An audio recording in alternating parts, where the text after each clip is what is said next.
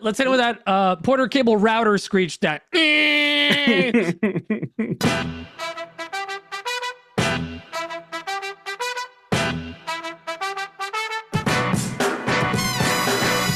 You're listening to another Woodshop podcast, the okayest podcast of its type. Your hosts are Daniel Dunlap of Daniel Dunlap Woodworks, Peter Kapar of Petrie's Workshop, and Braden Boakes of Littlebug Woodworking. You can find them as well as the podcast on your favorite social media channels. Welcome to episode 211 of another Woodshop podcast, your favorite conspiracy theory woodworking podcast. The earth might be flat, but the conversation never is. We might have stolen the election for best podcast, but they can't prove that we did. The Sasquatch, just Dan walking around naked while camping. Flying saucers, just Pete catapulting over the border into the country. And Amelia Earhart, not dead or missing. She moved to Omaha and changed her name to Braden. Oh, and the Watergate tapes? You may have heard of them. It's just early episodes of AWP. What's up, boys? Dan, I don't know if I told you, but you should have pulled up patrons. Yeah, I should have. That would have been a great thing to do. I wasn't ready for you to start the intro. I wasn't ready for that intro. Was I supposed to hit record? I don't know what's going on. I really hope you guys are recording. Record on 3 or wait, hold on. Are we recording? We record on and or the record. Listen, Braden. But yeah, the Watergate tapes, they were early episodes of AWP, the unposted ones. They're the ones where we confess a lot of stuff. You know who else? Oh, those ones. Confesses some stuff, Dan? Our patrons? Yay! Patron. Why is it being so slow? Oh, well. There we go. Little performance anxiety. Well. Speaking of our patrons, Yo. I've got some sad news, fellas. Oh, no. We don't have any new ones. Whoa, what? No, we've got one upgraded. Yeah. Does that count? We get an upgrade, but he's not a new patron. Okay. Sorry. You know what you're doing? I don't know why I'm even trying to get involved here. Sorry. Does he? I don't come to Burger King and tell you how I do like your my fries. No, it's how you do your job. Oh yeah, whatever. However that works.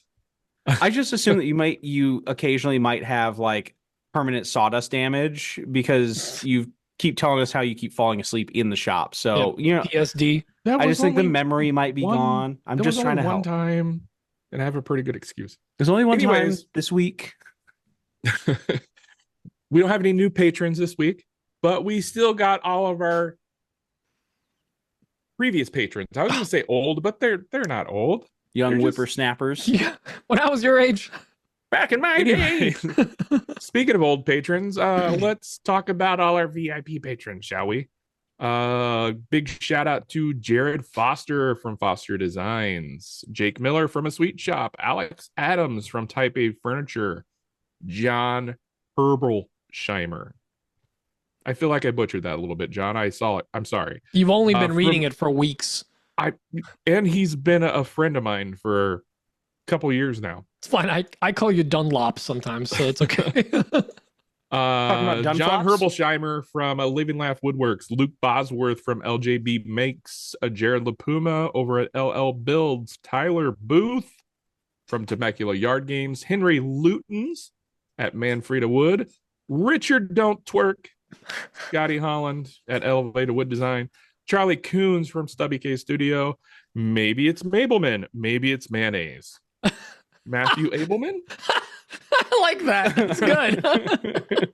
Justin Frazier from Frazier Candy Woodworks, Sarah with Rosie's Woodshop, Jesse McIntyre, that's Sage Hill Woodcraft, Michael at Gillette Woodworks, El Jefe from Maker's Way, Victor from Whim Designs, All Wet and Pathetic, that's still Nick Brim, Max and Ophelia Reed, definitely not Stinkyless at Reed Design Co. Matt Maynard at Patriotic Pines, Bill Burkle from WTB Woodworking, Jake Coneen at Dobby's Craft House, Justin Addy from Calvary Customs, Bears beats Battlestar Galactica. That would be Patrick Gensel. Good one. Ed Mancini, there's our upgraded patron right there. Yoo! There he is.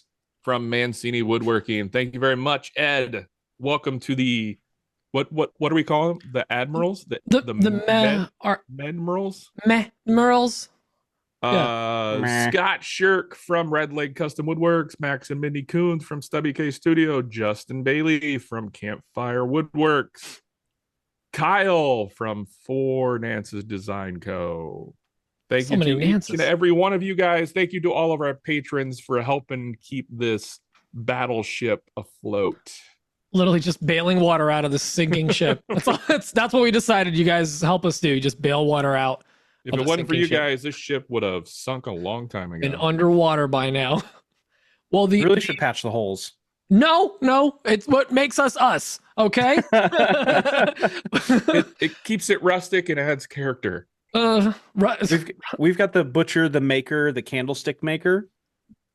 There's something there. Yeah, there's a special bug that's been infesting this podcast. It's the AWP ash bore that's just boring holes in this podcast, and we're just sinking slowly. But you know what? I thought you were going to reference Braden as the little bug or something. No. It's not all about him. He needs to know his place. But who also helps us keep the boat afloat by adding little pontoons that we call sponsorships to our podcast episodes is PwnCNC. PwnCNC is the sponsor this week, and we can't thank them enough for being part of the Meh family as well. If you want to unleash the next level of your CNC, go check out PwnCNC. And we often talk about just the Onefinity products that they have, because we all run Onefinities, but they support Onefinity, Carbide 3D, CNC, Anubi, CNC Labs, spelled SIENC. That's interesting. Millwright, because you don't want to mill wrong. Open Builds, Avid, and more. So a lot of their products are for multiple machines. You don't need to just have a Onefinity. Go check them out. They have legendary customer support, great products, all-in-one kits for your spindles. So no more soldering, no more messing around. You can just plug and play. And we all got one of them now at this point.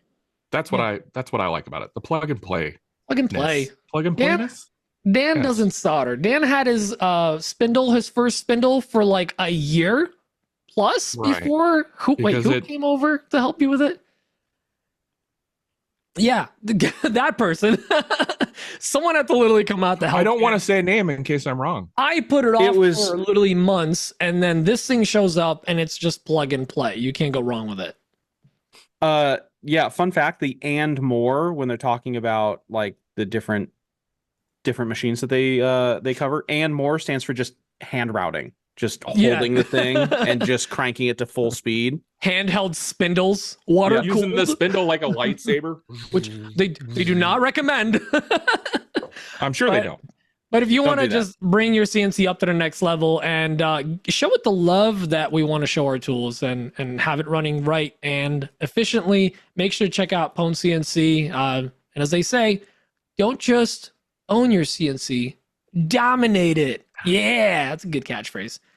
Actually, I have their tumbler from Workbench Con, and it still has that. You got a tumbler?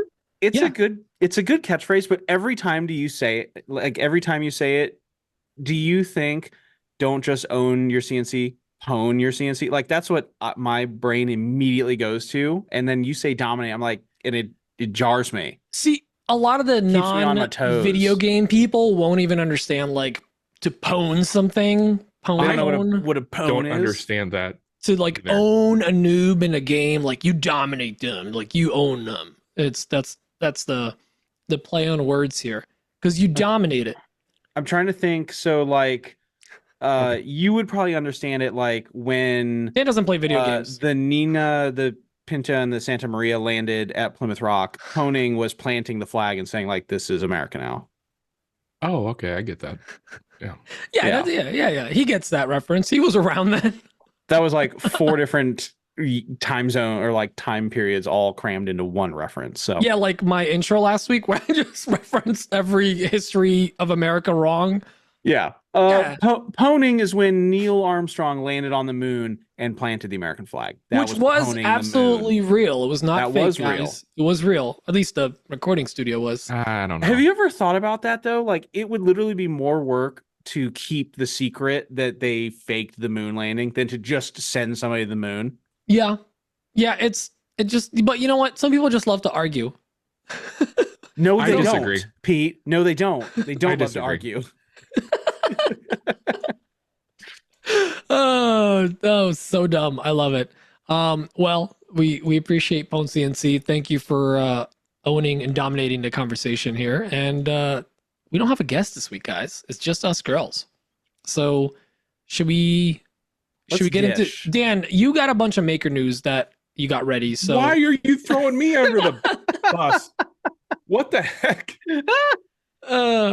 there wasn't anything major. There's a couple cool things that happened. The Izzy and Maggie thing, the Izzy and Maggie Swan thing, that's happening this coming weekend. Maker's Ultimate Challenge that is coming up. That's actually really cool.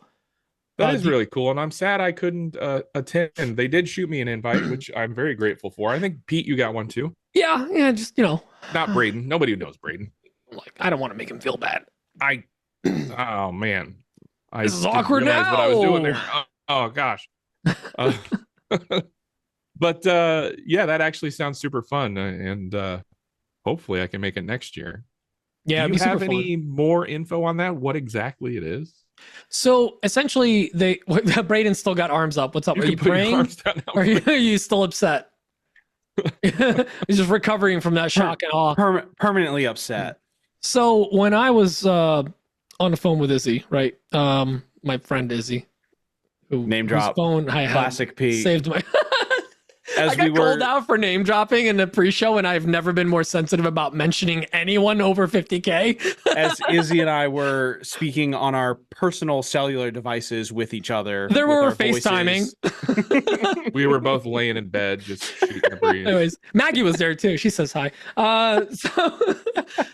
So it's essentially they're throwing together, and this is, I think it's somewhere in the Delaware area. I'm forgetting the exact Maryland, space. the mountains of Maryland. Thank you. Maryland, thank you. That's close, but not that close. In Maryland, so there's essentially, it's another one of these great contests where like they get a bunch of makers in a room, try to bring awareness to something. Brands hop on. They actually like DeWalt, Milwaukee, DeWalt and Makita hopped on board too. Sent a ton of tools. They were like, and here's the cool thing: both of those brands were like, we don't care that there's other brands on it. Like we just want to help with this thing, which is super cool. So they're essentially going to have two teams. They're going to do a build off in about 48 hours. And then they were going to either auction off. And I'm sorry, we don't have all the details on it, but like, it's just cool. I love these projects. We were lucky enough to be part of the festival one, and it was an absolute blast. We had a great time. We learned a lot of fun new techniques from each other, got to hang out and see how other people work. So it was super cool. And I think it's going to be a great one. There's going to be a lot of content around it. So keep an eye out. And definitely keep an eye out for it next year. If all goes well, maybe we'll make the list again. It'll be amazing. I asked them Super to keep cool. me in mind for next year. I did too. I didn't have enough time because they only reached out like a week or two ago. Yeah, I would have. As soon as I told him, like, yeah, Emma's expecting soon. He's like, so this kind of puts a damper on a question I was going to ask. I'm like, what was it? I need to know now. What's the question? He's like, would you come out for this? But yeah. And it would have been fun to meet up with you. And it would be nice to meet you in person, Yeah. I mean, I only see Dan twice a year, and it's not enough. And I see Braden twice a year, and it's just it's enough. more than enough. I see Dan like once or twice a week, and let me tell you, it's plenty. Yeah, it's just enough. Dan's your version of my Keith. Yeah. Basically, just see each other all the time. I'm more of a worse version. Speaking of Keith, actually, Keith Johnson released a new video. I like Keith Johnson's videos. I always have. Oh, here we go. He's a hell of a nice guy. But this video was awful, and I hated it. This video was horrendous, but it was saved because Pete twerked in it. I did, if you haven't watched that, you could go watch Pete twerking and work and help him do a glue up. Hold on one moment. Are you not aware of this? Just going to add that to my notes of things that I need to watch now. You know what we learned is that when you are mixing Total Boat's high performance epoxy in quantities where you will pour it into a paint tray and actually roll it onto your piece, it's gonna kick. Kick It's meaning gonna flash. cure real fast to the point where it actually starts bending and cupping the plastic that's in the. I don't think that's he in there. mentioned that in the video, actually. No, he didn't. There was a lot. That was a rapid fire session. Like it was. I'm glad I was there because it was like the most stressful 3 minutes ever to get this stuff glued up. Interesting. Yeah, Pinteresting. But actually, I mean, if you're looking to do any kind of wood bending, both Keith and Jason Hibbs released a video recently on steam bending and kind of like what to look out for, what to try. Highly recommend both of those videos if you're ever looking to bend some wood. And I gotta say, the finished product looked awesome because you can almost not even see the grain lines in there, like mismatching as you put all the layers together. Super cool. Highly recommend to watch for both of those guys. I've never heard of this Jason fellow, but Keith's video is pretty good. He's I think he's a bourbon review channel, Bourbon Moth, or maybe he's just big into bugs. See, Yeah, if you that's have any probably questions, why I haven't seen it. if you have any questions for Keith or Jason, reach out to Pete. He can also personally text them for you. Yep. I actually don't have Jason's number on speed dial. Sorry, I'm not that cool. I'm not. Not on- Bourbon Well, actually, Moth cool. You can only Speaking of put Jason- 9 speed dials in, so Speaking of Jason, and just I want to make sure you guys understand that I know who that is. I know. oh, who you're not Jason talking to us. is. You're talking to listeners. well, I guess speaking of Jason, then someone that you just learned about that after googling it while I was talking, he actually I did. was going to bring release- that up, but yeah. Oh, you Go want to ahead. talk about the thing? No, please. no, take no. my- take I'm my gonna just thunder. grab a new That's beer fine. then. Go ahead. No. Nope, No. I'm not talking. Tell the world Nope. about it. It's I'm fine. sorry, I didn't realize. I thought you were just trying to defend yourself. No, That you I was do in trying fact to know him. Segue into that. I'm not going to talk about it now.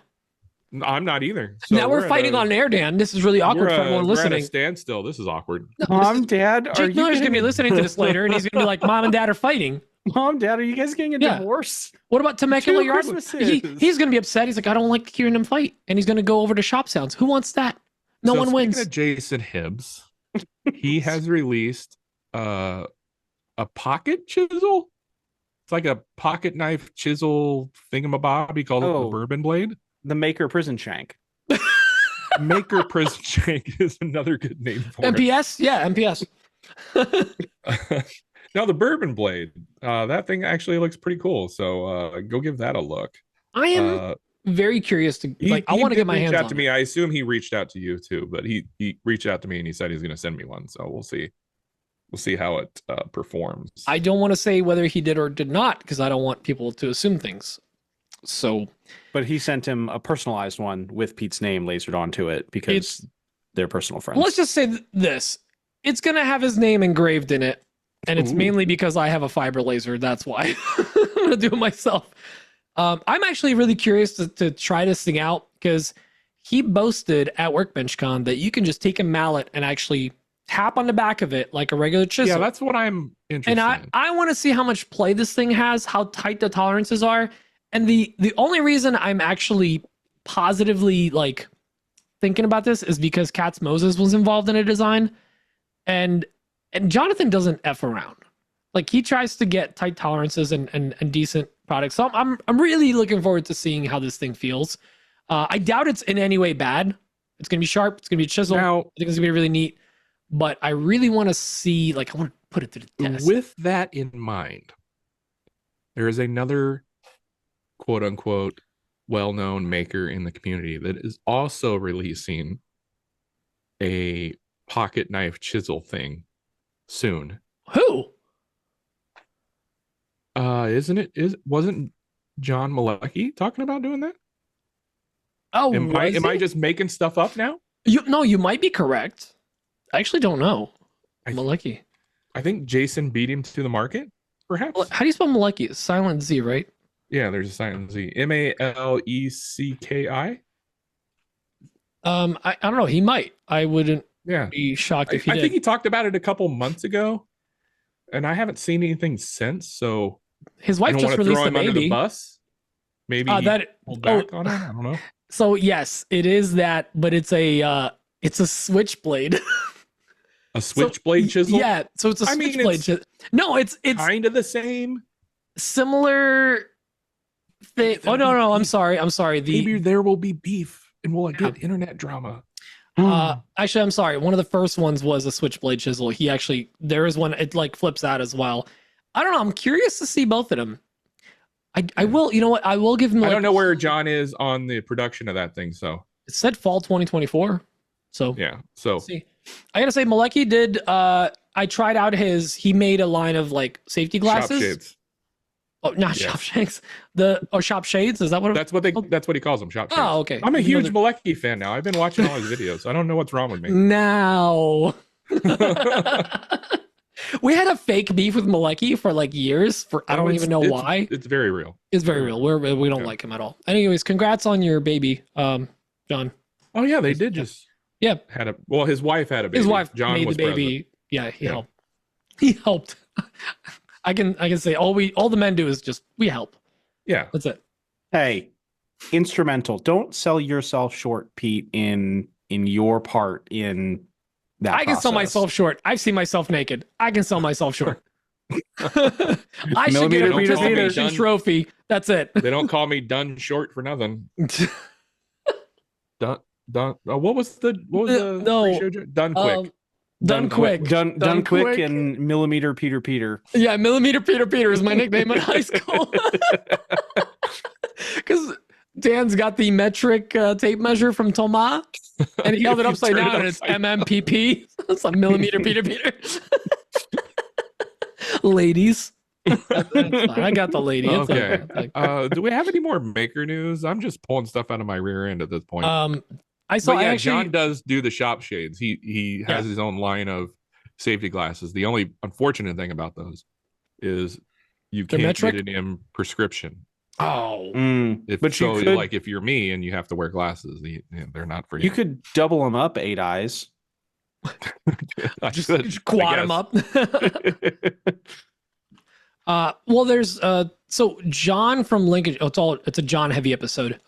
John from Lincoln Street a couple months ago released a video where him and an elderly woodworking neighbor of his did a project side by side. The video actually blew up, and Sam is doing something similar right now where her and her dad are doing a build off of some kind at Total Sam Boat. who? Sam from the DIY Huntress. Oh. She hunts DIYs.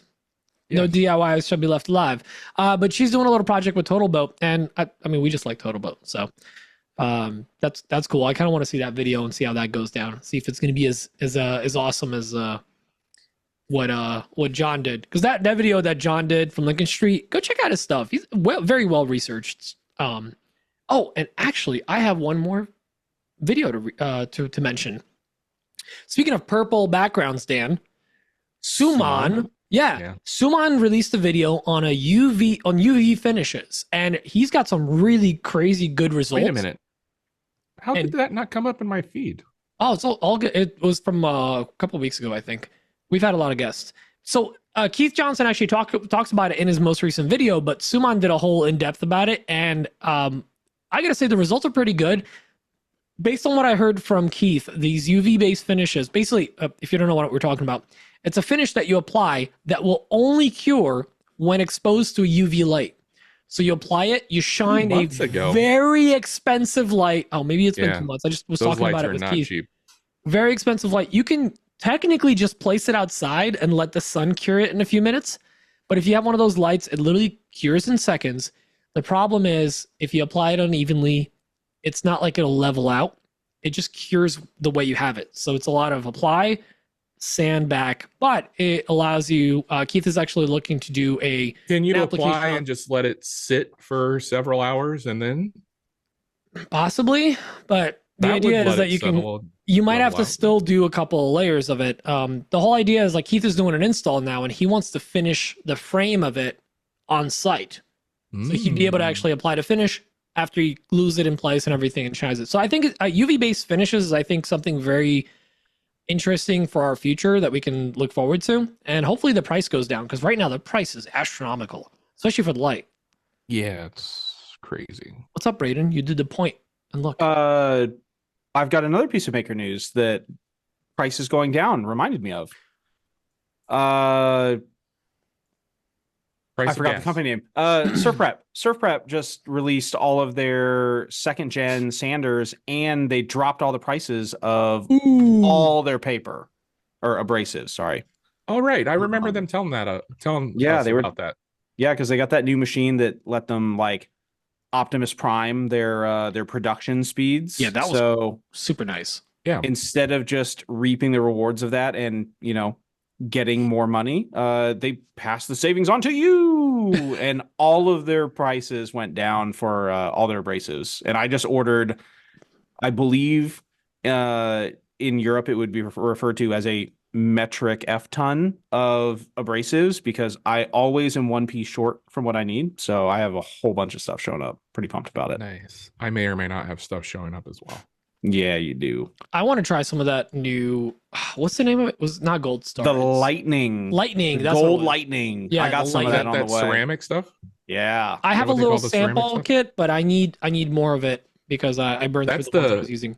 That's the stuff that Skylar was talking about, how it kind of resharpens itself, right? Yeah, so it's on aluminum oxide abrasives, you're wearing down the cut sides of all of the abrasives. Basically sand in the sandpaper. Correct.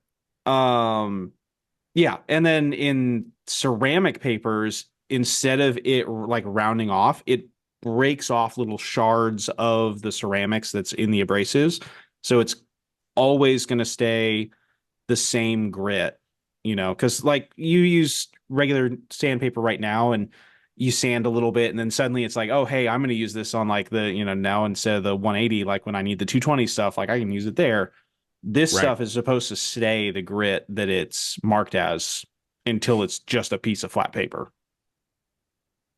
Fascinating. That's great.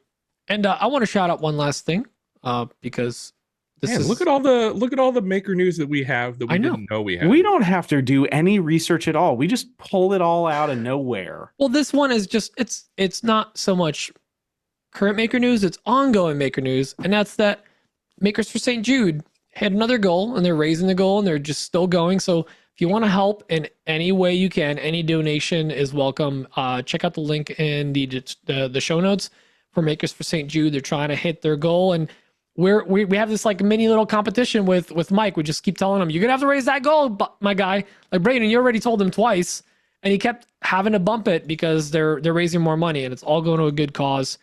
So please make sure to donate if you can, and if you can't, just share the link, share the post. That's all we ask. I think he's doing another giveaway of some sort, and he asked me if I wanted to donate again, and I was like, yeah, sure. Yep, he's doing one in September through November, I believe. So and that's the big one.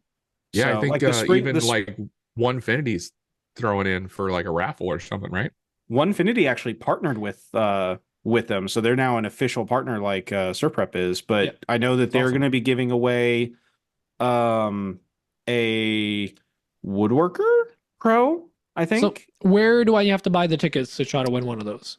I don't know if it's been announced yet, so I'm not 100% sure, but it'll I know show what up. I'm doing. Go follow Makers of St. Jude, and then you'll be able to see all the giveaways and the events and all that stuff. So, but yeah, OneFinity's gonna be giving a machine away.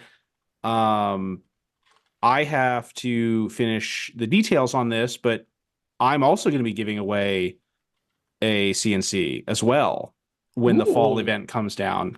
And I worked this out with OneFinity several months ago, but my old machine from when I worked with them on getting the Foreman, one of my deals on that was, hey, I want to take my old machine, I'll send you all of my accessories, my the laser, all this stuff. Actually, I worked this out with Ben at WorkbenchCon. So it's been way back there. I need to measure how heavy those boxes are so I can ship them, but they're going to refurbish it and give away that machine as well. So more details to come. And for all the stories we mentioned today, use code AWP for a discount with the Surfprep. Bourbon Moth thing won't get you much, but Suman and Keith's videos will be 30 seconds longer if you use the code. So nice. use code AWP for all of them.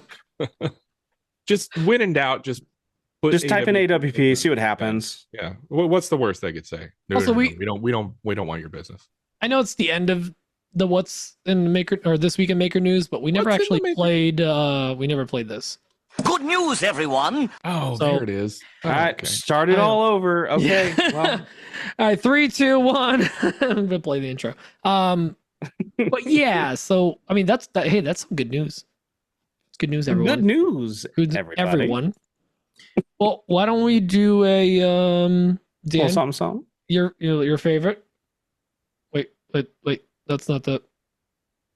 What's on No. my bench? I'm sorry, I had a stroke. I was like trying to find a button. It literally says bench on my thingy. So I'll do it again. Wait. What's on my bench? There it is. I love how every time we need a sound effect, it's basically the exact same reaction as when we tell Dan that we need the VIP patrons. Just Yeah. panic. Pull up the sound effects, Pete. Panic. Oh. I've been noticing. You gotta keep him guessing. I've been noticing people adding that sound to their TikTok videos. Oh, I to hate get it. I should do engagement. that. Yeah. Oh yes.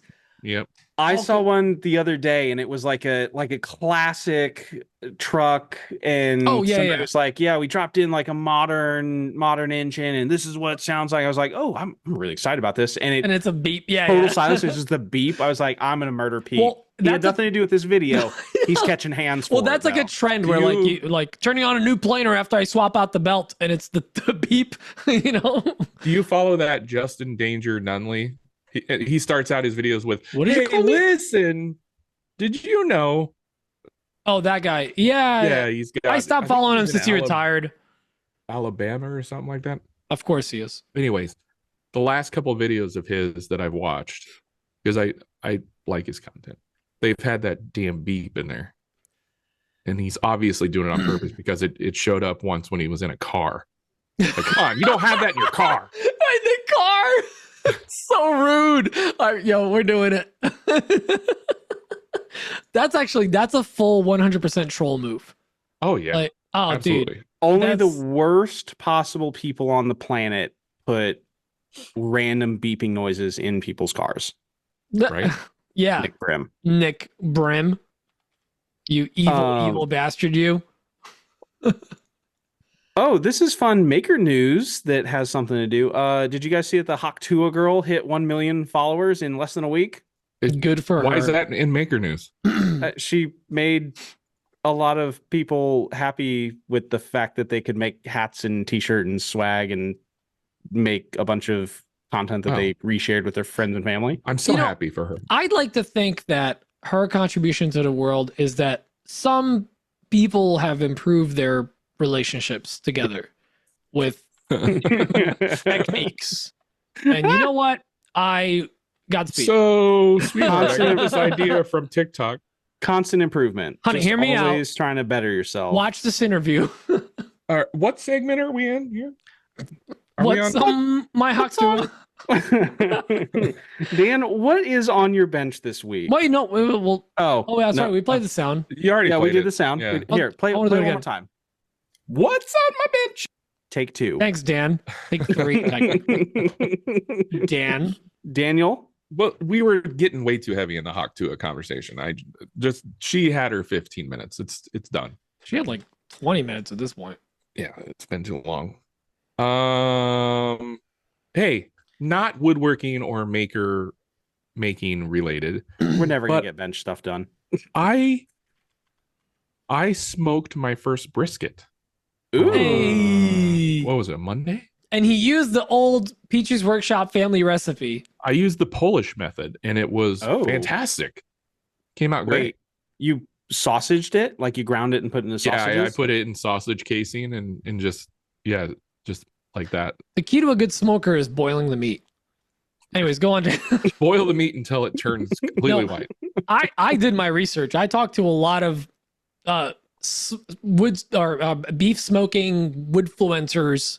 What Do you want to drop a name here? Who did you talk to? Did you like Daniel Traeger himself or Maybe Javon Chaney. I don't know. Yeah. Maybe little Wood Whisperer. I don't know. Maybe my buddy Brian from Bearded Baby Q. You know, some professional dudes. And of course, Do Malcolm Reed. professional Malcolm meat Reed's smokers or barbecuers, do they have a name? Pit masters, right? Pitmasters. Good. Pit bosses. Why don't we have like a badass name for woodworkers? Just woodwork. We work wood. Woodmaster. No, that's a planer. No, Isn't it- that's a isn't it- Woodmaster. Isn't that the brand you get from Menards? Oh, is it an off-brand? No, that's Power Force. No, Woodmaster Master Tool Force. is Master Force. Master Force. Master Force. You're right. No, Woodmaster Tools Inc. is a company, and they make beige tools. Nothing. I would expect nothing less of a name like Can I that. get them on Temu by chance? It's literally just the most beige looking tools ever. Hmm. Wow. Anyways, if you guys want to sponsor us, no, is that literally like a- in quality and color, they're beige. Like it's the most like old man woodworking. Like if the you most just khaki tools out there. yeah, find an old woodworker to use his hand tools. Look at his skin color. That's the there you go. You got the nice right. beige planer. Back to what's on our bench. All right, Okay. we are all over the place this week, you guys. We I need know. to rein this in. So speaking of rain, I'm kidding. Smoked a brisket. It was fantastic. My son even had thirds. Wow. My daughter had thirds. It was fantastic. I found a brisket at the local grocery store. It was a 10-pounder for $3 a pound. So I got it for like $30 and some change. Not bad. It was like, how do you pass that deal up? I posted it in my stories and I had several people from like either coast and like, whoa, Which that was a Aldi did you crazy go deal. to? No, I don't think you could find this at Aldi. I don't think I would buy a brisket at Aldi. I don't think they have briskets at Aldi. No, they don't. They do special buys. Oh, really? Ooh. Yeah. Yeah. It's I right don't next. know. It's right next to the inflatable swimming pools. Of course it is. As far as what's actually on my workbench, I shipped out several tables this week. I shipped out 2 this morning. Both went to Florida. Pretty behind. My summer help has been on summer vacation for the last week and a half. It's I so expect hard him to be find good back. help. It really is. These kids When he- these when days he's- just don't want to work. When he's around, he's super helpful. So it's understandable. His family's going on vacation. I can't very well expect him to stay behind. Back in my day, Right? Back in my Sorry. day, you worked from sun up to sundown when you were 11 years old. you got Um, vacation once they put you in the coffin. Jeez. I mean, that's Yeah, pretty right. accurate. Sleep when you're dead. Let's see. Oh, I'd say like the last 24 hours, actually. I started yesterday and I finished today. I started messing around with a new table design that's been kicking around in my head. So every now and then I'll start to think about stuff and I'll look at Pinterest and get ideas and stuff. And I wanted to get this like actually out in the world. So I kind of designed a new table and I put it together and it looks pretty cool. I like it. So if you're interested to see what I'm talking about, you can go to my IG and see the pictures of it. But He posted. ever a do picture that, of his- like, his do you ever brain get- baby. do you ever get like caught in like a humdrum, like doing the same thing over and over? And if you don't like do something different, creative, you're just going to go insane. I feel Yes. that way. So Yeah. I have to just Weekly. pull myself away from my actual work that needs done and do something kind of creative. And even if that creation is coming straight from a CNC, I still need to do it. Like, It still think takes a it's lot good of for the trial and brain. error designing. You still got to model it. It's creative. yeah, I get bored doing the same thing over and over again. But here's the thing: I'm going to put that table out into the world probably, and then it'll become part of the humdrum. I'm doing this stuff over and over again, so I'll have to start over and design something else. So I think you got to Anyway. start giving the. Like, so do your tables have names? Ooh. sorta. I feel like they need like weird names, like this is the Baltimore, or like this, like just like random names that mean nothing. They have Like- names, sorta.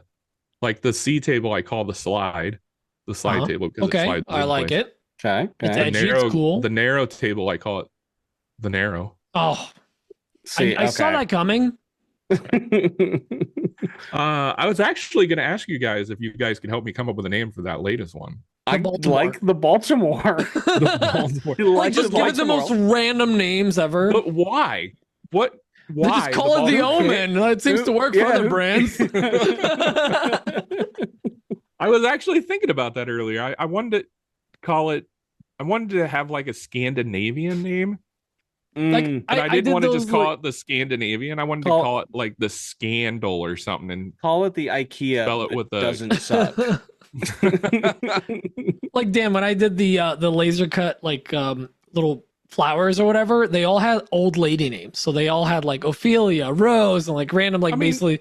You did that with your 3D printers too, right? Don't Yeah, they have old well, lady that names? was for me, but then I actually like listed Or they were them Golden with Girl the names. name Golden Girls. And that some of these overlap.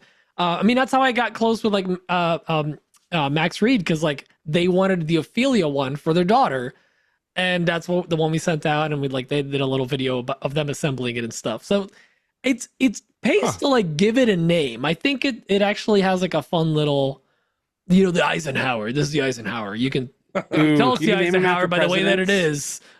I have another table that I call the Inspire.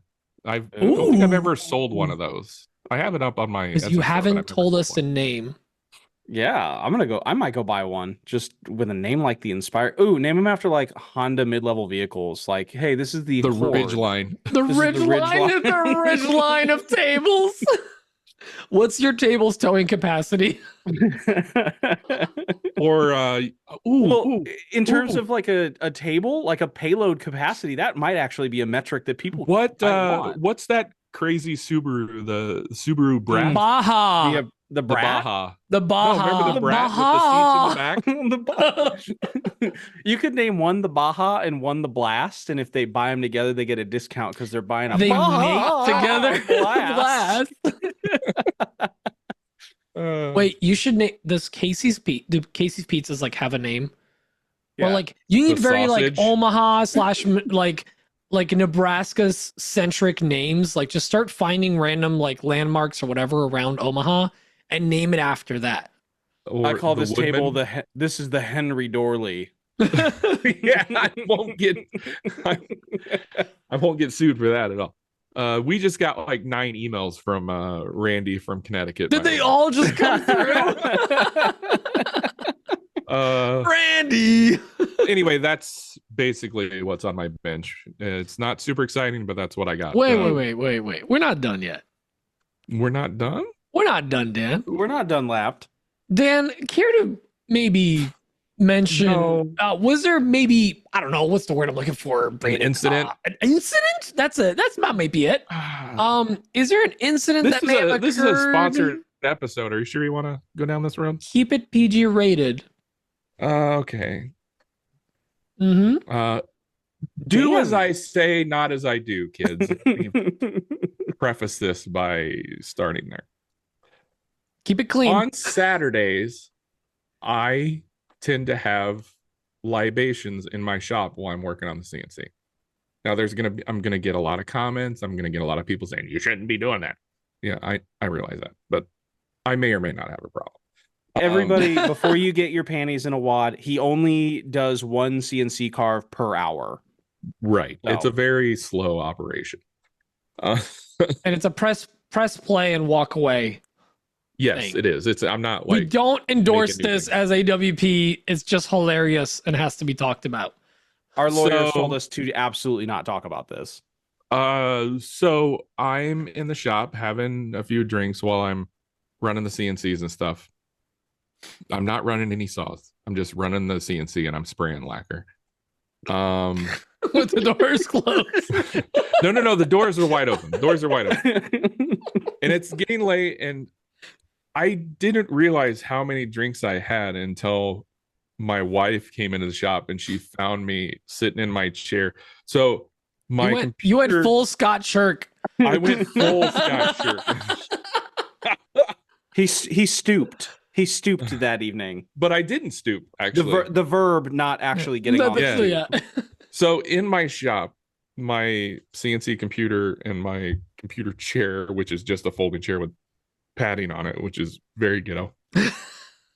It's at the end of my outfeed table, which is also like an assembly table, but it's it's right behind my table saw. It's an outfeed table. So I must have passed out while I was sitting in that chair, and my forehead was just on the outfeed table. Of the table saw that was not running, not the Yeah, outfeed the of the table saw was not CNC. running. The table It wasn't saw was like not CNCing stuff around his head. No. No. But anyways, my wife came out there. She found me with my head down. There may have been more to that I don't want to divulge. There was something I had to clean up the next day. Let's just put it that way. But the CNC was running. Sawdust. There was CNC was running. The dust collector was running. The doors were open. The music was blaring. 4 a.m, garage doors open. Like I this think is it was- literally I how think I it was like- imagined it in my head. Is like I think it was like midnight or maybe 1. I was not when even she that finally late. Came out. Yeah. But I'm just imagining like- like Max is in a yard, doors are open, AC's on full Max blast. was actually I know. the AC was on full blast. for AC's sure. on full blast, doors open. Max was actually inside. I CNC think he saw the Writing on a wall. writing on the floor. It's like, no man, let me in. So yeah. I just find it so funny do that not like, the endorse AC that. was on. Do not endorse that. The CNC was running and like the dust collector's on. I was imagining also in my head that like a CD was skipping and it kept like just repeating the same part. It was playing the DVD intro, like that Yes, 15-second Oh my clip God. of music. Dude, And it was that is- just it was just Shrek. Oh my god, that is the Oh, I've done that so many times. wait. Oh, it was kids playing- these days don't understand what a DVD intro. I think I was Song listening is. to my Linkin Park playlist on Spotify. You Oh guys were my talking about that earlier. I literally listened to it, Oh Like all my the time. god, so dumb. especially like the Numb Encore. Yeah, What is that? The Dan Collision that Course evening- album with Jay-Z. I love that. That evening, Dan became so numb. So I was numb. super numb. And my wife was not very happy with me. So Damn. But you got some jobs done though. That's I good. did actually. I got a Yeah. lot done. And you got a good Got a lot nap done. in, a good shop nap.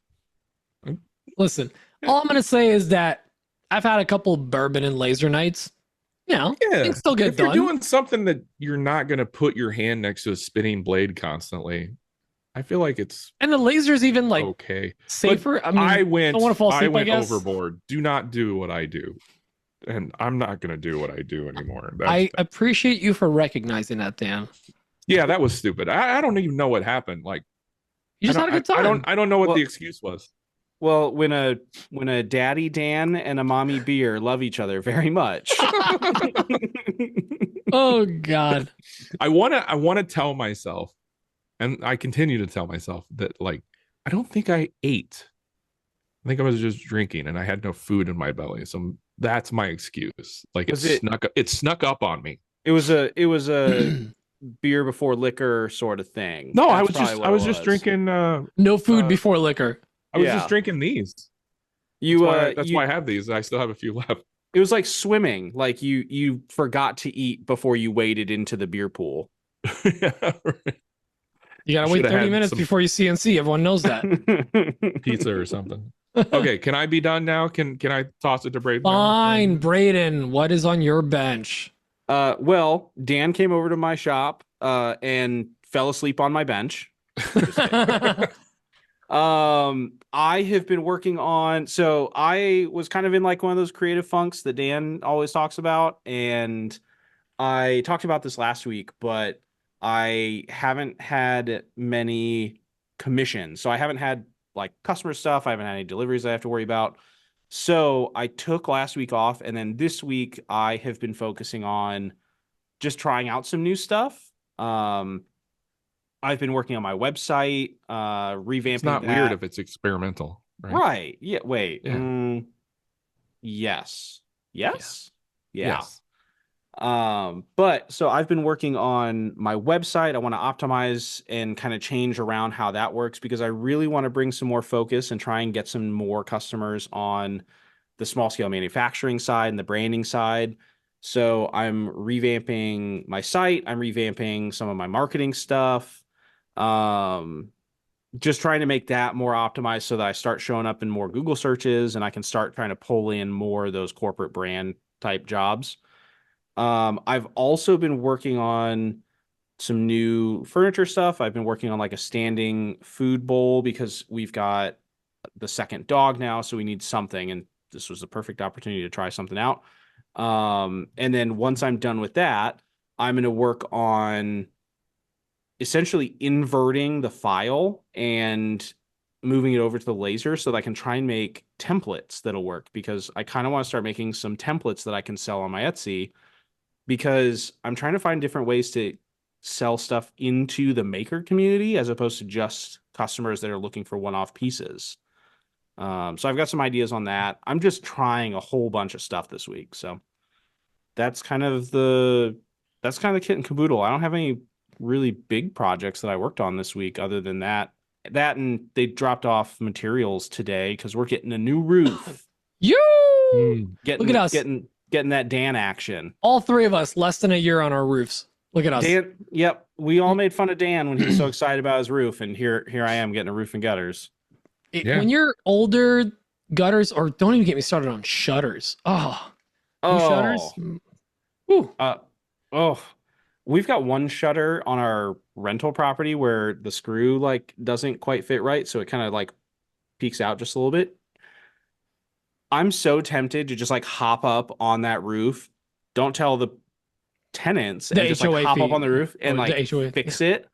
And they'll probably call the police, and two, the management company, be like, there's some weird guy doing work on the house, and they'll have to be like, the owner has a problem, like he doesn't like paying other people to fix things. Listen, we've all seen that TikTok where all you do is just stick a bunch of toothpicks in and you cut them off with a saw that shouldn't be cutting wood, and then you just screw into that. We've all seen that TikTok. Come on. Oh yeah. When you strip out a wood hole. That's a DIY hack. Yeah, that's absolutely. Right. So, but yeah, that's what I've been working on. Nothing super exciting. Just trying to try some new stuff. Keep things spicy and exciting. Wait until they start doing actual work on the roof. They start taking it off and put. So loud. It's gonna freak. I'm the glad crap you have out of an your office dog. in your basement. Hide in your basement because it's loud. Yeah, me and Chase, we hang out in the basement all day long. So the worst thing that'll happen is I won't keep the back door open because it's a walkout. And Chase has learned, he went from being like locked up, poor, broke, raised on the east side of the Mississippi sort of thing, to like he's living the life of luxury now because we don't believe in kennels. That's a lie. We believe in kennels. We have no control. So we just like leave doors open so that the dogs can like go in and out whenever they want, and they self-regulate their food. So he's grown quite accustomed to the posh lifestyle of the Bogues household. So Max, my dog, he's never been afraid of like loud sounds, fireworks, anything like that. But after we got our roof and they started banging on it and throwing the shingles around, because they'll take what are those, 100 pounds, those packages, and just throw them where they need them, and just making like huge sounds, like loud. Yeah.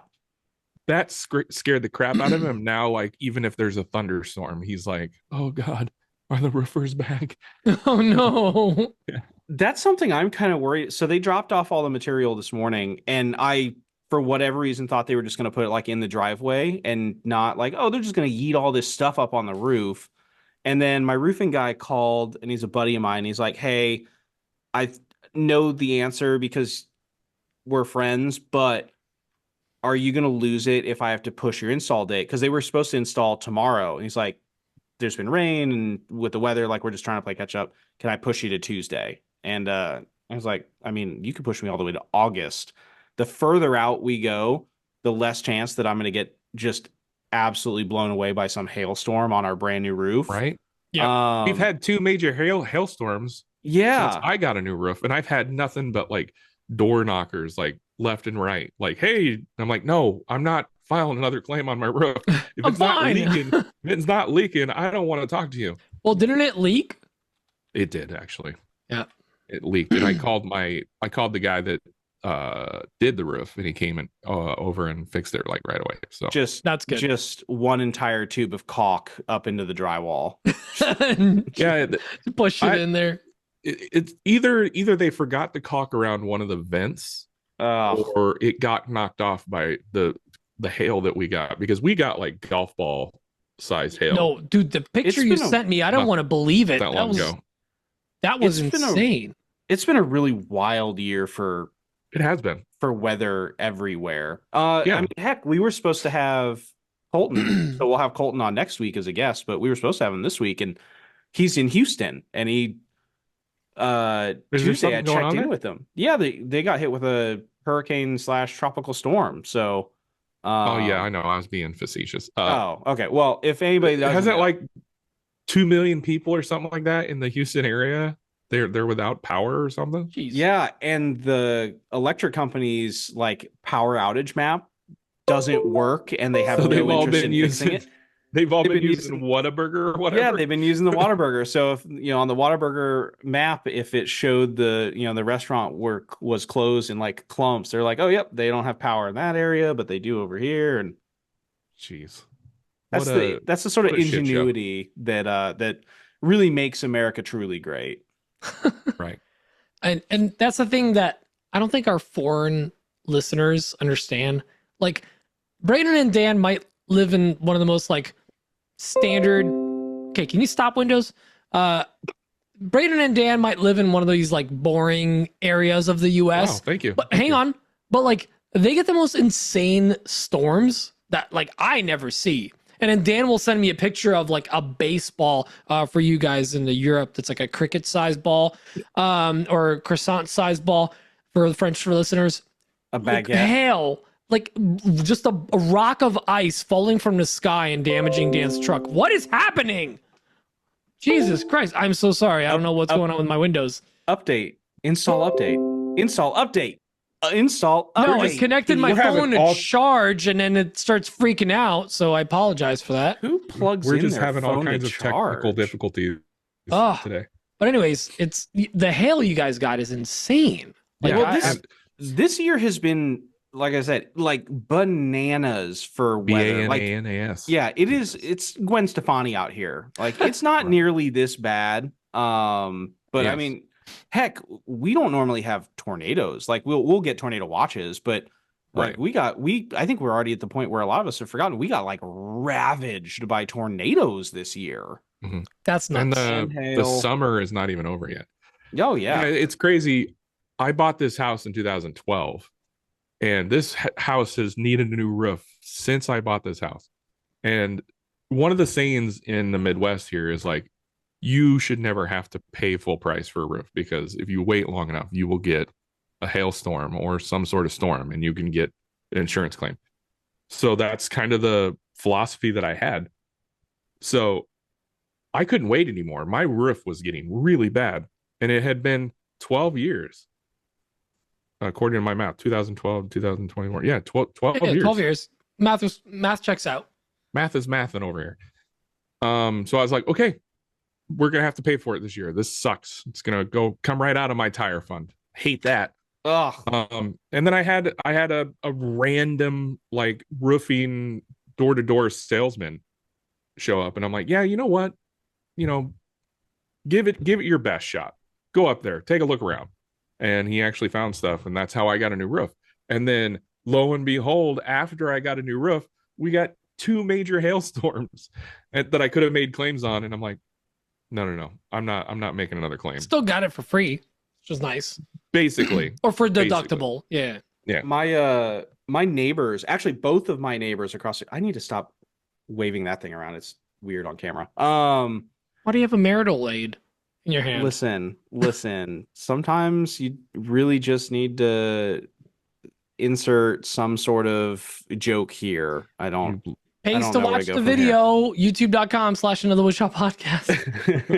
But both my neighbors across the street, both of their in-laws had to get not one but 2 roofs. Like they had to file claims. So the guy across the street, his brother-in-law filed a claim. They got a new roof put on in between, like after that first hailstorm, Dan.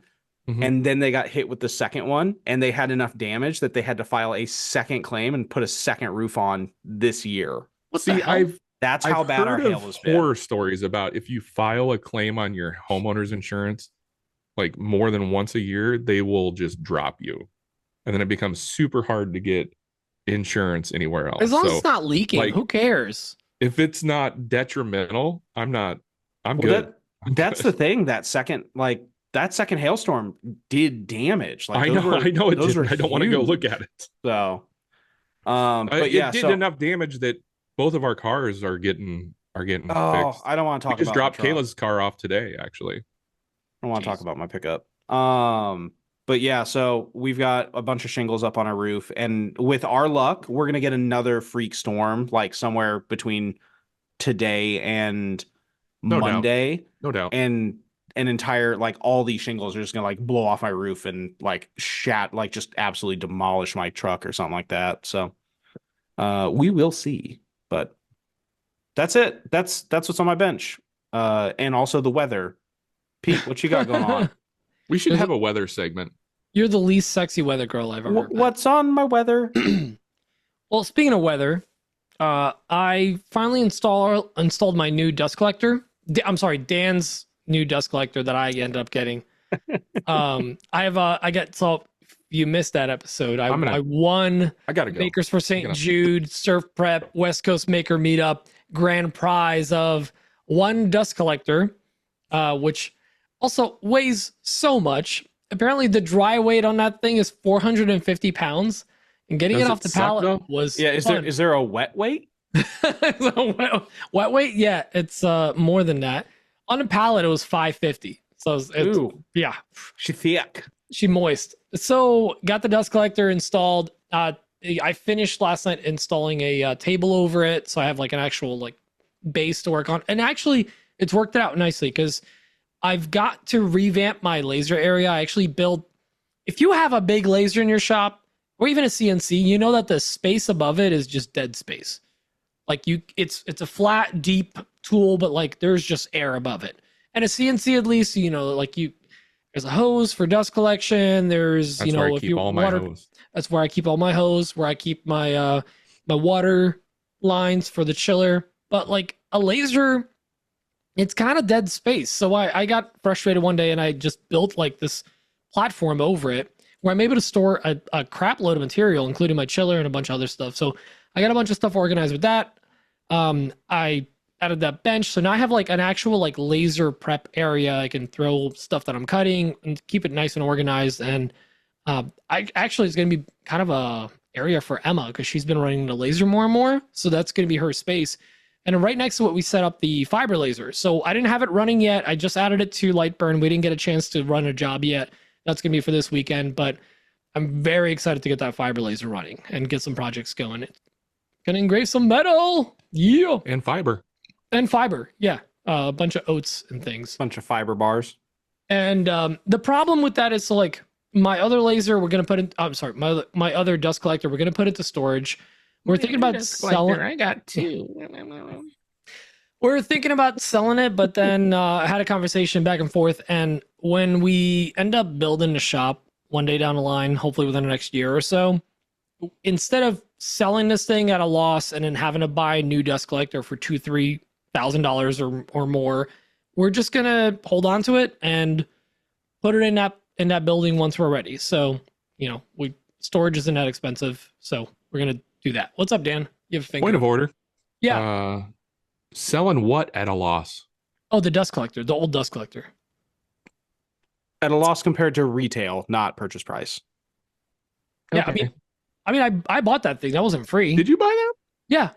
Oh. Okay. Yeah. No, that wasn't that was not so here's the thing. I thought that was one of our No, it was gifts not. from That dust collector our previous was friend.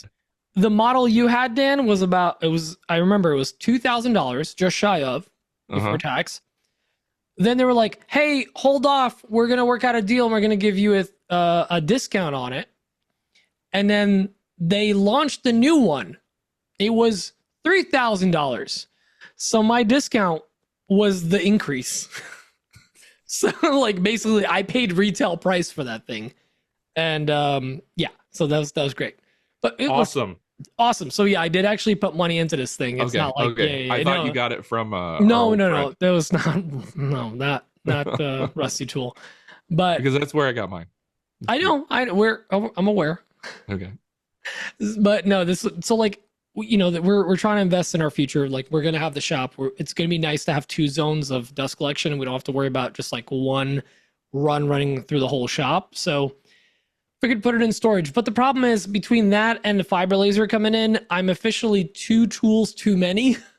So the dust collector, it got put into storage, but I might have to put something else. And Dan, it might have to be the tool that I really wanted in my shop, and I really wanted to have time to play around with it. It's the freaking lathe that I got from you.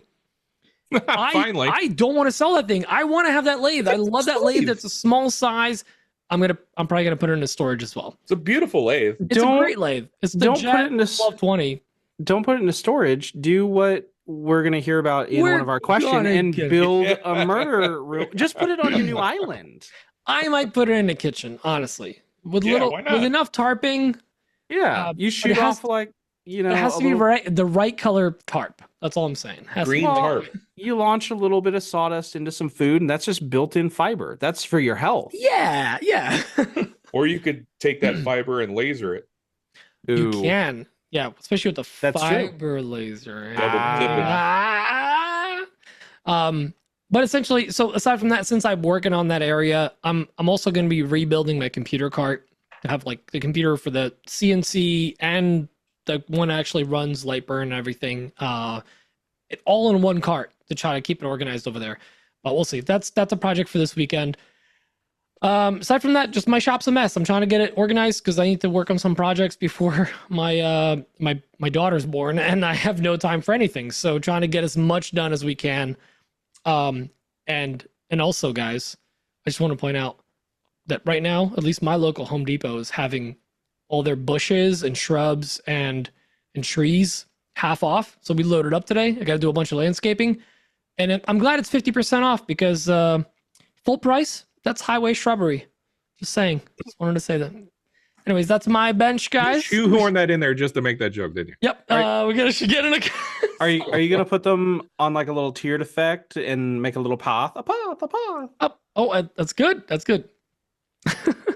But let's get into some questions, guys. Oh, Black Betty, ram. All right. Well, since we were talking about her first, let's listen to Sarah's question. Hey girlies, I am doing something a little crazy. It's Sarah from Rosie's Woodshop. I am setting up a lathe in my apartment, and I got literally a tarp and command hooks, and I'm gonna stick the tarp on the ceiling and make an enclosure around a 2x4 table, and kind of have it like flap open where I can walk into it. I'm gonna put some lighting, like an extension cord with like a light and maybe a small desk lamp too. But obviously I want to make content around this, and I don't know, I don't know what type of content should I make with it. Obviously I'll do like a set up my little shop with me type thing in the beginning. But I don't know if it will get boring because I can only make pens on this lathe. So yeah, what type of videos would you guys suggest? Thanks, girlies. Bye. Bye, girl. Bye. All right. Bye. That was Absolutely do setup videos. Yeah, definitely do content around it. It's ridiculous. I think the world All of needs it. to see this. What kind of content? All the content. Everything is content. Everything is content.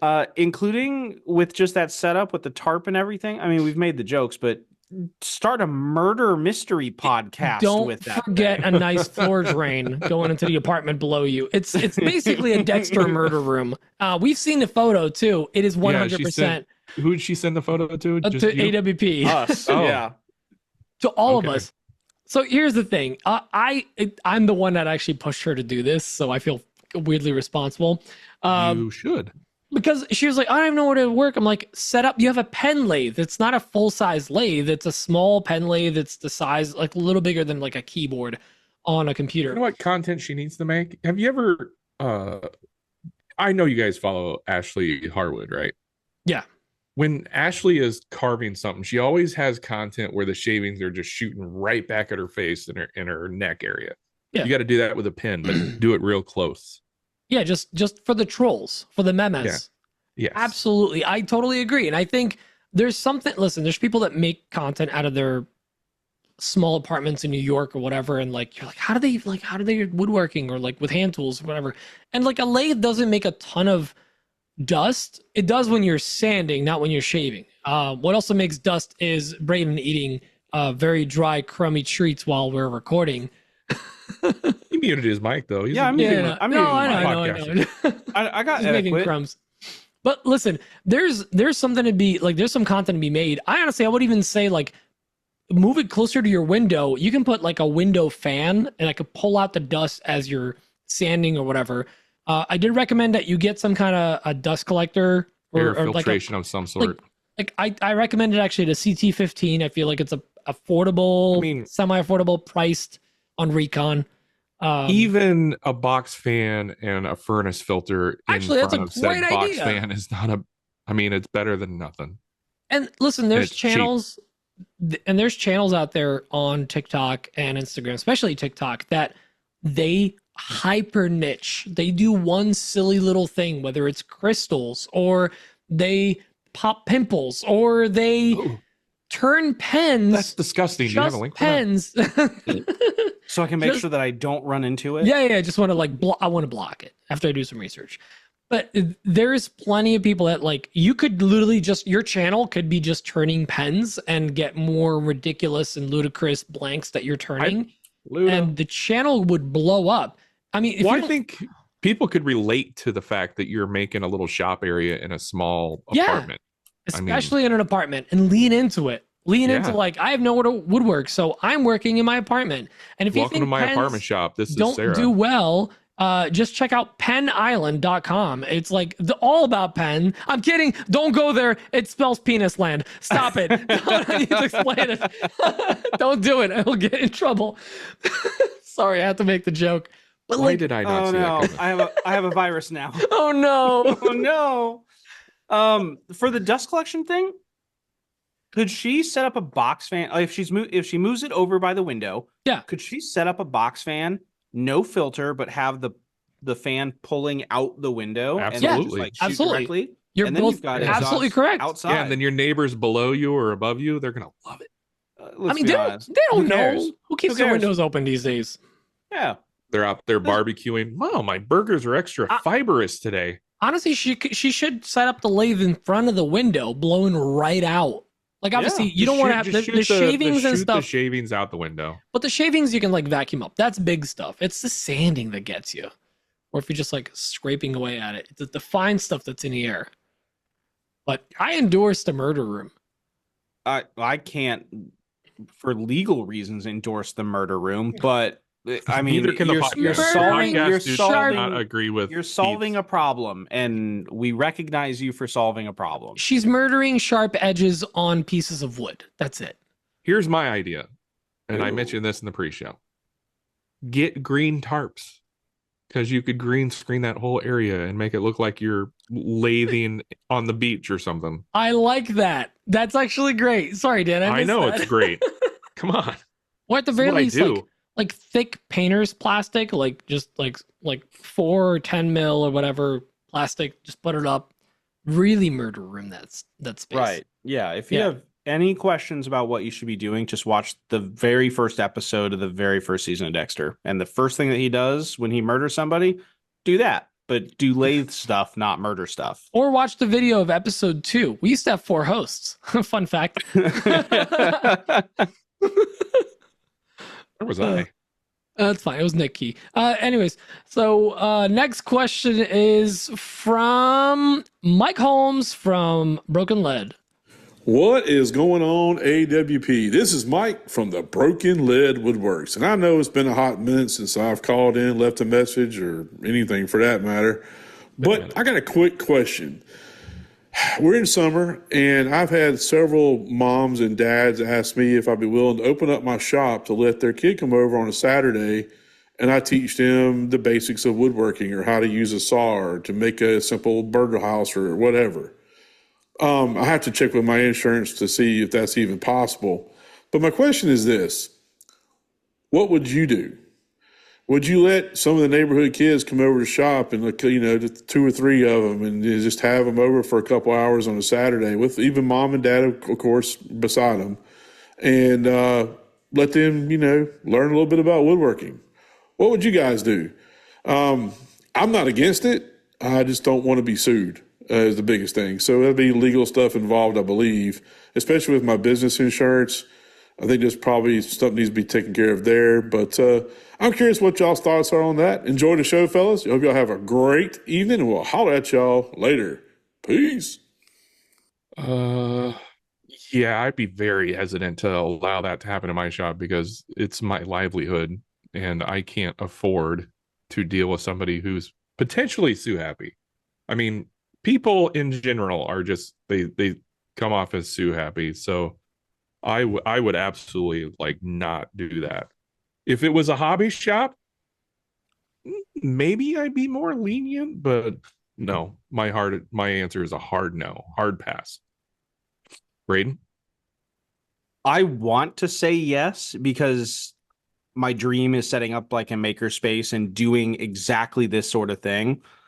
But I mean, exactly like you said, the insurance is wild. I'm not sure, is his shop attached to his house or on his personal property? I think want to he's got say a yes. big If it external shop. is, you've got your business insurance, but then your homeowner's insurance gets involved. You're talking multiple kids, which even if the insurance thing kind of worked out, now you're having to keep track of multiple people that don't know how to use the tools. Kids are stupid. Like I love kids, but they're morons. They're constantly trying to off themselves. They are. And they're like, yeah, I won't say it. I mean, the only thing that I can think of here, and here's the thing: the second you take money for it, too, like if you were to take money even just to cover materials, like now there's a business transaction involved, so now there's more insurance involved somewhere there. The only way that I could think of that would make this like okay-ish is if they're not touching any power tools. Like you're pre-milling wood and you're basically like, hey, take this and then you can glue it together, and then after that, like, hey, I will run it through the drum sander or run it through the planer, like visually, but they don't touch any tools, like, and not a single maybe one. If you have a lawyer, maybe have a lawyer draw up something for the parents to sign saying, we're fully aware of what could happen and you are not going to be held fully responsible or whatever. But still, there's so much liability. I cringe even thinking about it. Other than just being the guy in the neighborhood that like, oh, hey, like he teaches the kids how to woodwork, like other than being Clint Eastwood in some like up and coming kids show or something like that, there's literally no upside to it. Like when Clint Eastwood, like he finds like the kid in the slums and he's like, I'm going to show you how they did it in the old days. Or I don't know what movie you're talking about. Okay. Is that RoboCop? Maybe Coach Carter, like where he finds like an up and coming team. And, okay. Okay. Just any of those movies. You guys know what I'm talking about. You want to be the hero. Yeah. Yeah. But like there's almost no upside to doing it. There just isn't. Right. Like I want there to be. I want to tell you that there's a good way to do it, but there's just no upside for you. Pete, no. I know you've dealt with employees. In a woodworking school. I have opinions. Yeah, give us the good stuff. So first of all, I 100% agree with the guys. It's very sketchy. People are very sue happy. If you have a lawyer, get a lawyer. If you don't have a lawyer, get a lawyer and talk to them. It's worth even asking a question of like, what if I have a friend? What if I have a family member? What if I have my nieces, or whatever? Like, come over and do stuff in a shop and you get hurt. Like the other thing is you want to be very straightforward with your insurance company, because if something were to happen, even if you were, and that's something, this is a word of caution to anyone that has a shop, talk to your insurance company and make sure to specifically note what is going on in a shop, what could go in a shop. Because listen, I go over to Dan's, we stay, hang out for the weekend. I accidentally chop my finger off.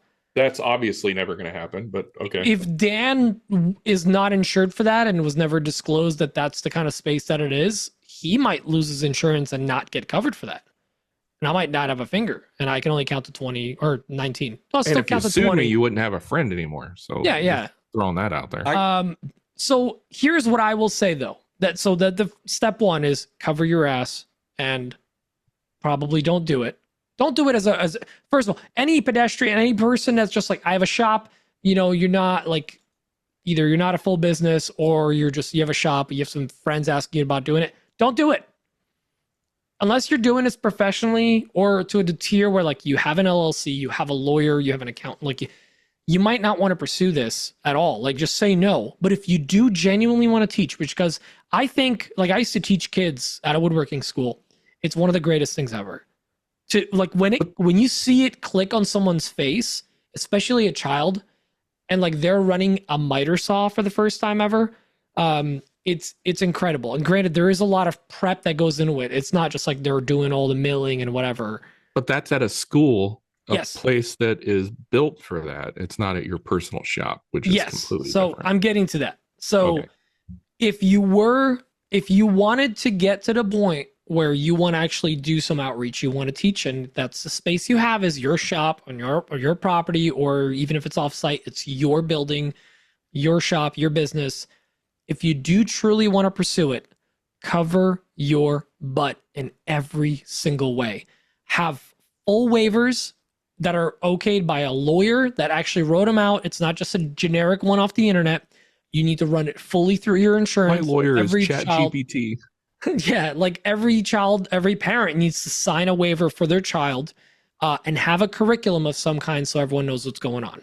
That's how you run these things safely. Because I think it's very important that future generations know how tools work and that they get started at a young age. Oh yeah, 100% But there's a agree with lot that. of, so like everyone's right and no one's wrong in this, like what with our answers. Like it's stay away from it unless you truly want to pursue it. If this is your passion, if you want to try to teach kids, do the homework, get other adults to help you, like lawyers and insurance companies. Unfortunately, that's something you have to get involved with. You might pay more for insurance, and you're going to pay a little bit for a lawyer, but you're going to be doing some really good work. Yeah. And I think it's worth it in the end if you really want to pursue it. Yeah. So bottom line, if it's something that you want to do, like you want to pursue it, then you go after it. You do it the right way. It's not something I would ever do to just like have fun and have Not people for a over. one-off. Yeah. Yeah. Like a weekend at Dan's house. No, hell no. No Nope. one's running a tool. Nope. Because Yeah. weekends, we already know what I do on my weekend. So no. And to anyone that's like, oh, what if I pre-cut all the pieces and they just use a nail gun? Like, no, that's it. If they're on your No. property and they're using a tool or they get hurt, somebody trips in your driveway, you can get sued. Guys, like, think about it. Don't be dumb. And what if the CNC operator has been having an incident night? You never know. That's what I was getting at. Yeah, exactly. All right. Anything else on that one, guys? No, I'm good. Yeah. But Mike, let us know how that goes. I'm curious. Yeah. If anything happens, call in with a update. In worst case scenario, you want at least 6 mil plastic down. Anyways, Alex Adams. Hey guys, Alex at Type A Furniture. And I did listen to the latest podcast, and I was so grateful to hear that Braden heroically volunteered to help me with some marketing material. So Braden, I'll send you some stuff that you can start editing for me. It'll be really great. And along those lines, I had a question about customer follow-up, specifically from customers who have purchased stuff from you guys before. What type of follow-up do you guys do to get follow-on sales from your customers? Obviously, there's a lot of different customer types, but I'm curious about things that you guys do communication-wise to follow on with those customers to get additional sales. What is he talking question. about in the beginning of his question, Braden? Because I can't figure it out. I have no clue. Braden's but, going to help him with marketing. But Braden of today is not able to legally be held responsible for the commitments of Braden of last week. Oh, I like that. Yeah. I had my lawyer look over that. I'm allowed to do that. Well, Okay. Dan, so how do you handle customer follow-ups? Customer follow-ups. How do you talk to customers after they've already purchased from you? I don't talk to customers directly. Rude. I'm going to tell you that right now because I don't have time to be doing that. Unless they reach out to me, then I will obviously like talk to them however they choose to reach out. But so Etsy has a thing that they'll automatically send follow-up emails for you on your behalf. Just basic emails like saying, hey, don't forget to review my product or whatever. I also send along a thank you card with every one of my purchases. It's a business card and it's got some information on it. And it's got a QR code directing them back. It's got a discount code to get 10% off any future orders. This has been a fantastic addition to every package. I mean, I spend $50 on a pack of 500 of these, and it's worth every bit of money that I spend on them because I think I could pull up the numbers. And I'll do that like when somebody else is talking. But my return customers are in the hundreds, easy. So that's what I do. It's not a whole lot, but it's something. What about you, Pete? You do Etsy stuff? Yeah, so same thing. I rely on processes that are already in place. Like anytime you can automate this kind of stuff, it's the best. And Etsy does all that work for you, even with something as simple as you can set up custom coupons for returning customers. So you can actually I include a printout of the order. It's called a packing slip. In every single order, at the bottom of it, it says for any repeat orders, it'll be this code. And they can just enter it. See, I didn't say the codes because you got to buy first. Exactly. Like enter the code and you can get a discount off your next order. Even customers that, the nice thing is abandoned shopping cart.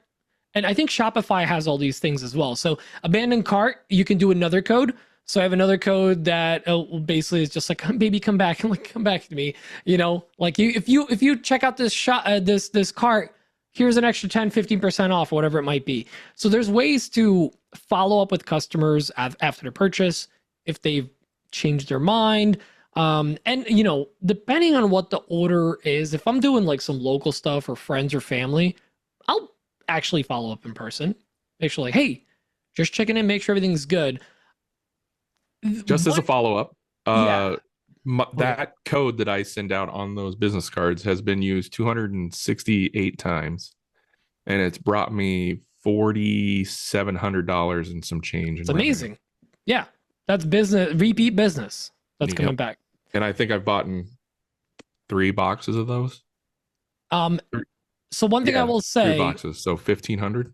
Following up with customers via text, message, email, whatever it might be, that's in person, it's not automated by a system.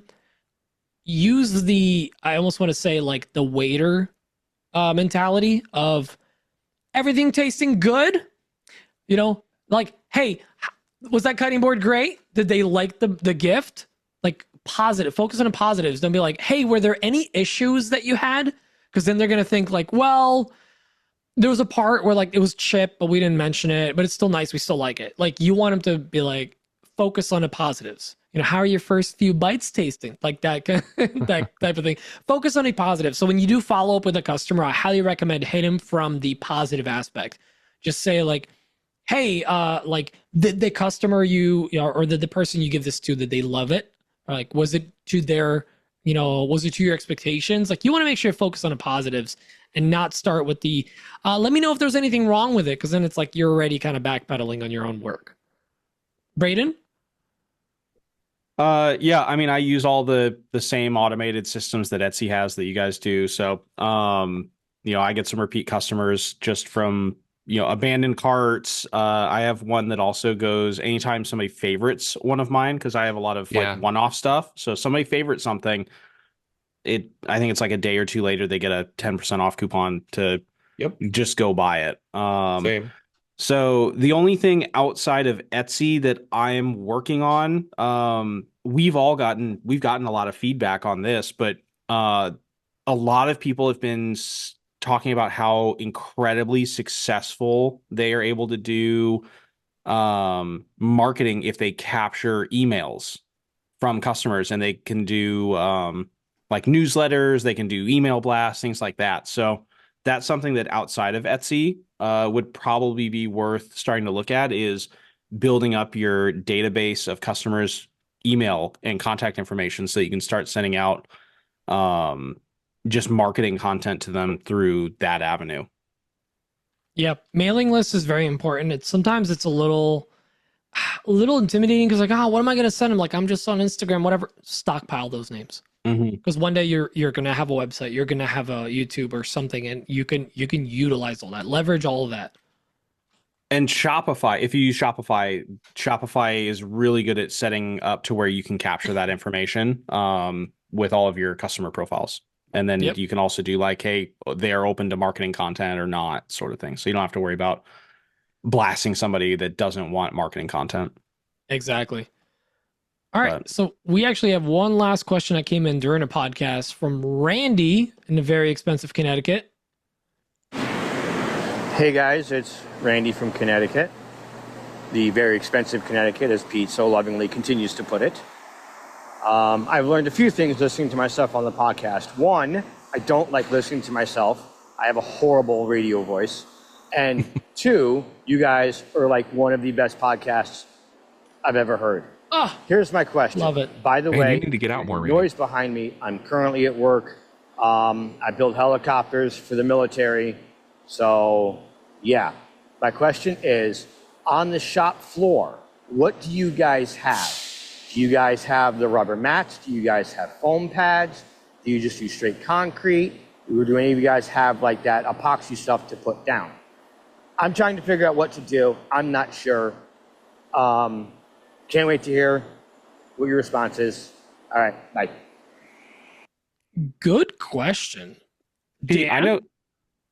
Oh, sorry. Go ahead, Bryce. I was gonna say, Pete, I know you're passionate about your feetsies. Well, yeah. So, which means, Brayden, I want to hear what you have to say. Well, everything that I have to say, I've learned from listening to Pete talk about the flooring. I have. All three of us tried to direct that to the other person. I mean, I'll answer it, but I just, want to throw you under the bus.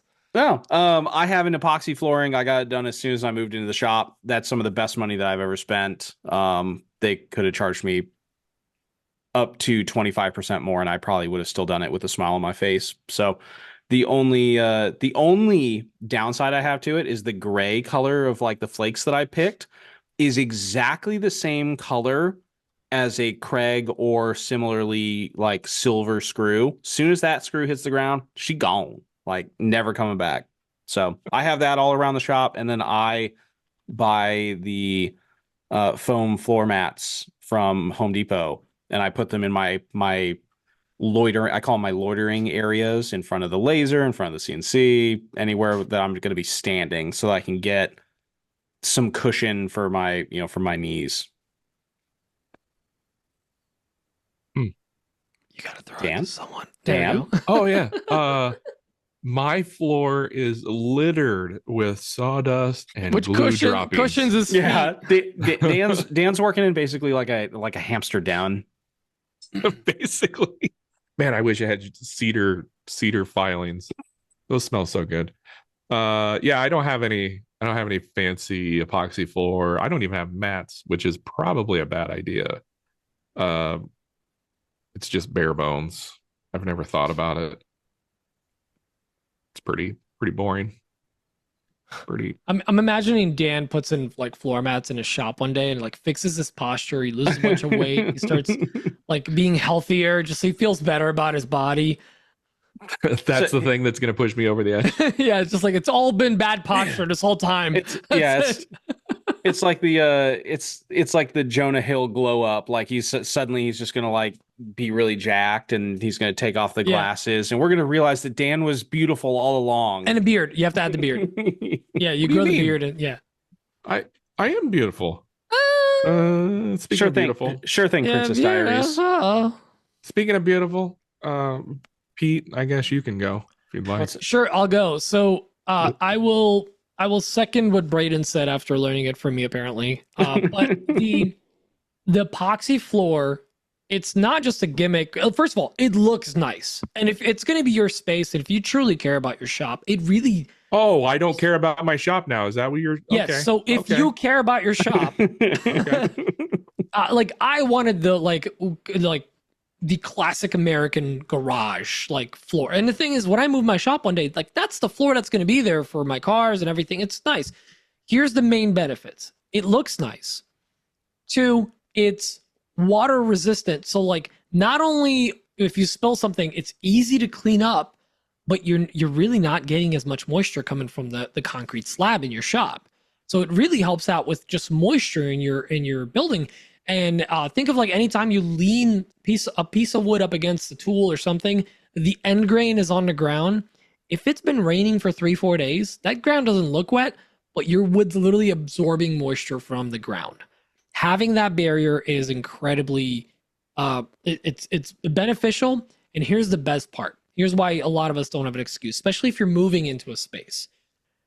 I use the Rust-Oleum epoxy garage kit that you can buy from any Home Depot, not sponsored. It's a 2.5 car garage, which is a 2-car garage. Don't let the half fool you. It's like, you just want, like, if you want a thin layer, like, whatever. It's only $179. That's all I paid for this thing. Only? That's it. Look Well, at like, Mr. Fancy Pants. Listen, Rich if you have it McGee over here. professionally done, it can cost up to $2,000 depending on the size, how much work they have to do, etching, because like you have to wash your floor. You literally have to spray it with a hose with this etching solution, like with a watering can. You need to have tools out of the way. It's a process. It's not a quick little like thing. So it does take some work, but if you've got a week and not crazy weather, like don't do it in August like I did. It's stupid. Don't do that. But you can get it done in a weekend. That's a nice thing. I had all of my tools back in the shop within 36 hours. Actually, no, I had it that same night because what I did is I did the back half of the shop. Tools were in the front, and then I moved them to the freshly epoxied floor, and then I did the front of the shop. So there's ways of doing this where you're not really displaced for too long. That's all I'm gonna say about the epoxy. Definitely worth it. I use the Harbor Freight floor mats that you can get, the little 4-packs. I will warn you, identical packaging, 2 different manufacturers, no way to tell them apart. It's a freaking nightmare. So you'll get them home and half of them won't match the other half, like 100%. They're like just a little bit off, and it drives me insane. Will they not click together, or is the color different? They will. It's the thickness is off. God. Oh, I was just gonna say they're foam. You push hard enough, they'll click together. You push hard enough, they'll click together. But there's gonna be gaps. It's like gonna feel wrong. You know, it's like trying to use Legos and like off-brand, like your parents shopped at Menards instead of Lego store Legos. You know, Blocks with an X. Yeah, blocks with an X. So I will say that what I really want to do eventually long term is do the same type of mat where it like locks together, but it's gym flooring, so it's actually rubber. And I will say, especially in the winter, even if I'm in my boots, if I'm standing on the concrete for like 5 minutes, my feet feel cold. The second I step onto the foam, feels way better. That being said, you're not rolling some heavy tools over that. You will leave divots. It will bounce back, but you're going to leave divots. So I highly recommend. Replace your divots. Yeah, like I only have it where I walk. I don't have it where my tools roll. Speaking of mats, and this has nothing to do with what Randy asked, but I'm going to bring this up. Several weeks ago, and I think even before that, you've mentioned how you get those yoga mats from the 5 and Up store, or the 5 and Below. Five below. 5 Below. I went and got some because there's one actually really close to me. Those are the best sanding mats ever. They're fantastic. Oh, really? Okay. I'm gonna go get more. What are they, like $5? Yeah, well, I think they're $5.99. So that store's name is a lie, but whatever. It's the 5 and above section. In this economy, you know. Yes, shout out to Pete on mentioning those mats. Don't use used mats. Don't use a yoga mat that you've had at home and then use it on a cutting board for a customer. No. Go freshy. I don't know who the hell is using these for yoga, first of all, because they're crazy thin. So thin. Super thin. You know who's using them for yoga? Thinner people than us. Yeah, I will say, though, the one downside of them, I sand a lot of laser cut projects that are 1/4 inch or 1/8 inch sheets. And if you tilt just a hair off, you're ripping that material apart. And I've ripped it a few times by doing something like that, and I've gotten glue on it. And when you try to pull the glue off, it It rips rips. apart. But here's the Yeah, thing. so. It was $5. I do glue ups on it too. And I usually cut them in half, so I get two. Yeah, mats, I did that. and I use both sides. So Yeah. to each their own. Yeah, I cover my table saw with them, and that becomes a working area now, and that's where I do a lot of my sanding because all my benches are full of crap. Yep. And they So- don't really retain moisture, so they won't rust your cast iron. They're nice. Yep. It's a cheap solution. I wish they were more durable, but I mean, they're so cheap. I don't even care. Yeah. Oh, just back to the epoxy flooring real quick. Get as much, or if there's an option to buy more of like the anti-slip, like additives or things like that. I have, like, after rain, I've walked into my shop and I've bent in ways that I don't ever want to bend again. I will say that the flakes also, like, the flakes aren't just decorative. They are a little bit, but they actually provide like a scratchy surface. Like they sit on top of the surface, and I just throw cornflakes on my floor. On your cedar floors. Yeah. Cornflakes. They or frosted flakes. Actually, those are even better. They're more gritty. Or just hail. I just shovel in the hail from outside. It helps. But it makes his feet cold. Does. I will agree with the anti-slip if you want to do that. Oh, actually, one other thing I will say: if you do epoxy, spend the extra money and the extra time on the crack fillers, and maybe even the undercoat, like the first coat you put down, because this stuff it just goes in your ground. The concrete is very porous. It'll go into every crack, every little divot, and you'll be able to see it once it dries. It won't really like cause any harm, but like you're gonna see your cracks. So fill them in if you can. Nobody wants to see your cracks. Nobody wants to see your crack. I've seen Dan's once, and I'm blind in one eye. Oh, I don't want to go. You want to go down this road again? No, I don't. But yeah, fill your nooks and crannies, people. Fill them. Yeah. But I think that's it. For questions? That's it for questions, my guy. Dang. Yeah. All right. Those 4. Did we keep this under 2 hours? What the hour heck? 43? Well, no, I mean we could chat for another 17 minutes. Like I really don't roughly like you guys enough to chat for another. Dan, how are you feeling emotionally these days? Let's get into this. Tell us about your mother. Actually, Tell us about your childhood. we ain't got that. We ain't got that kind of time. We don't got that kind of time. do not have that kind of time. Nor do you have those kind of lawyers. Just no. Well, all right. So should we maybe mention some people and some stuff and some things? We don't have lawyers, but we do have sponsors and patrons. There we go. That'll work. Yeah. Let me shout out the patrons one more time because you help us keep our epoxy floored. Oh God, I screwed that up. Epoxy floors. Our floor is epoxy. I'm gonna rewind. Okay. Let me shout out our patrons. You help us keep our epoxy floors smooth and without cracks.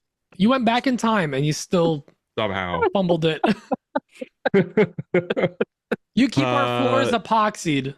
Big shout out to all you guys. If you want to help us over on Patreon, you can go to patreon.com/anotherwoodshop podcast and get signed up over there.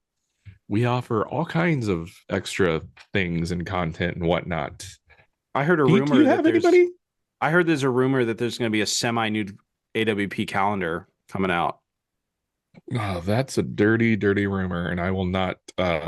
Tasteful nude. We will only do that when we hit 200 VIP level patrons, and I will go. I'll agree to that. I'll even rock a semi. 200 VIP level patrons, and I will get on board with the calendar. Pete, is there anybody you'd like to mention? I would love one more time to mention huge shout out to Dan and Braden for showing up every week. I couldn't do the show without them. Why are you thanking me? Don't thank me. I don't have a choice. You guys helped me make this show what it is today. And I also want to do a special shout out to everyone that joins us on YouTube in the live every week, because here's the thing, we're trying to grow that YouTube channel.